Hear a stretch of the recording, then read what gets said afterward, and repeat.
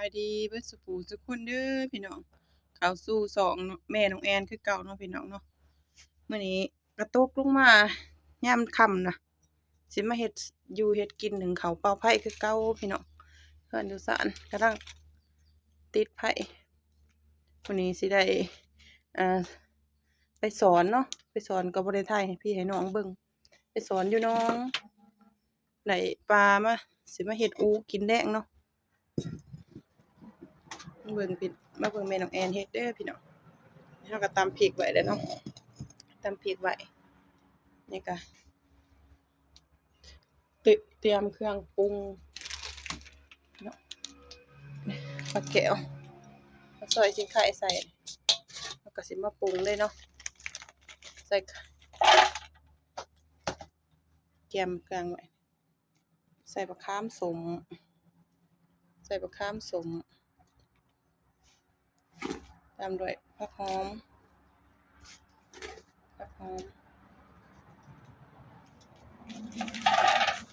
ใส่ชูรสมาพี่น้องว้ายใส่ได้เสพได้พี่น้องมันจวกแห้งโพดบ่กินได้เด้อพี่น้องชูรสนี่ชูรสบ้านแม่น้องแอนก็เอิ้นคือแป้งนัวเนาะคนไทยก็สิเอิ้นผงชูรสบ่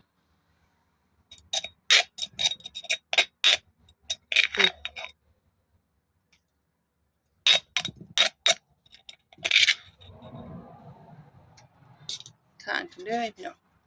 ใส่ไฟเด้ออึบ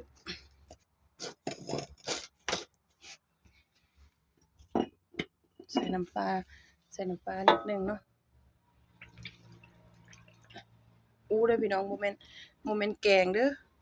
อู้แห้งแล้วก็สิตำแจ่วแล้วก็ลวกฟักเนาะ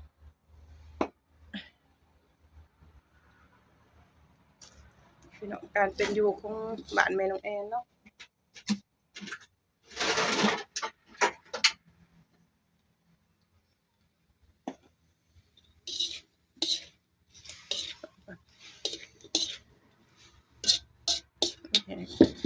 ปลาแก้วเนาะพี่น้องปลาแก้วหน่อยบ่แม่นปลาซิวเด้อแก่มาแต่เสะเนาะแก่กวาดมาแต่เสะ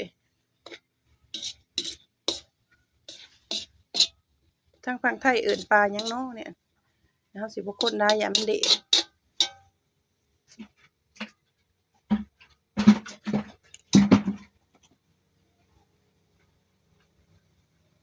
ใส่หน่อยหนึงเพื่อว่า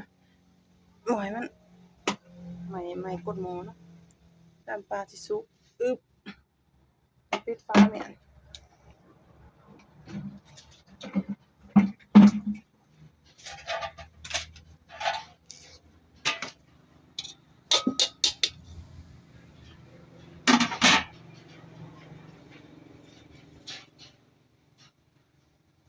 อู้เกลืออยู่ใส่ได้บ่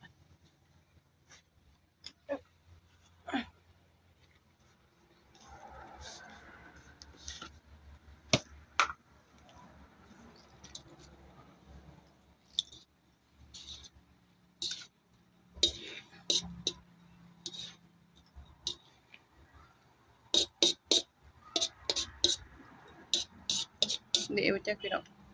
เอาปิดไว้บัดนี้เดี๋ยวปิดฝาหม้อไว้ก่อน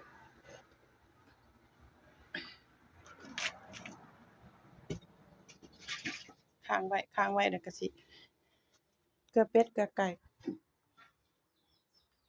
เป็ดไก่ก็ยั่วยกระยาบ